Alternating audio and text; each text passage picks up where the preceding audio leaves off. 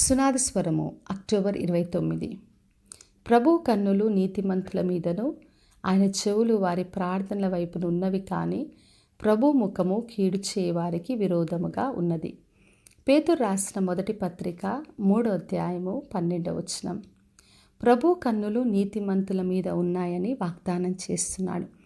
దేవుడు అందరినీ గమనిస్తాడు, అందరిపైన దృష్టి ఉంచుతాడు. ఆయన కన్నులు ప్రత్యేకంగా నీతిమంతుల పైన ఉంటాయి. వారు చేసే ప్రార్థనలు ఆయన చూసి విని మరి ఆయన తప్పక జవాబిచ్చే దేవుడు. ఎందుకంటే ఆయన చెవులు వారి ప్రార్థనల వైపు ఉన్నాయని వాగ్దానం చేస్తున్నాడు. దేవుడు ప్రతి ఒక్కరిని గమనిస్తాడు. మనుషులు పైరూపం చూస్తారు కానీ దేవుడు హృదయాన్ని చూసే దేవుడు.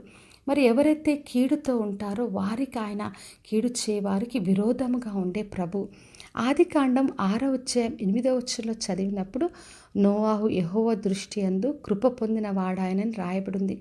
మరి అందరూ దుష్టత్వంలో ఉన్నప్పుడు దేవుడి దృష్టిలో నోవాహు ఉన్నాడు.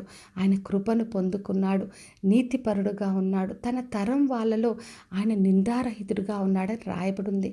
మరి దేవుడు ఆయన పైన ప్రత్యేకమైన దృష్టి ఉంచి ఆయన ఒక ఓడ కట్టమని చెప్పాడు. మరి ఆయన ఒక ఓడను సిద్ధపరిచిన తర్వాత ఆయన కుటుంబం అంతా రక్షింపబడ్డారు. మరి ఆ జల ప్రళయంలో కొట్టుకొని నశించిపోకుండా దేవుడు ఆయనను ఆయన కుటుంబాన్ని రక్షించాడు. ఎవరైతే దేవుని దృష్టిలో నీతిమంతులుగా ఉంటారో దేవుడు వారిని కాపాడి రక్షించే దేవుడు. మరి చెడుతో దుష్టత్వంతో వారు నశించిపోకుండా ఆయన రక్షిస్తాడు. రోమీలకు రాసిన పత్రిక 5వ అధ్యాయంలో రాయబడింది, యేసుక్రీస్తు ద్వారా మనందరం కూడా నీతిమంతులుగా తీర్చబడ్డాం. దేవుని సన్నిధికి వెళ్ళి ధైర్యంతో కృపాసనం దగ్గరికి వెళ్ళి మనము కృపను పొందుకునేందుకు ప్రభు మనకు అర్హతను యోగ్యతను అనుగ్రహించాడు. కాబట్టి నా ప్రియ సహోదరి సహోదరా, దేవుని దృష్టిలో నీతిమంతులుగా జీవిద్దాం.